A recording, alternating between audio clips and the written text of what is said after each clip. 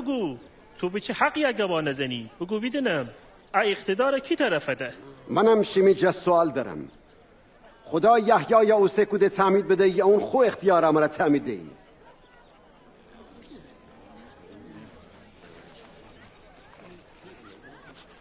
چی با بگیم؟ اگه بگیم که خدا اونو اوسه کوده به زین امره که پس چرا اونا باور نکودید؟ بگیم خو اختیار امره کارا بگوده مردم امره سنگسار کنیدی چون که یقین داریدی اون پیغمبر بود. اما ننیم کی اونو اوسه کوده؟ منم شماره نگم به چه حقیه کارانه انجام دهم.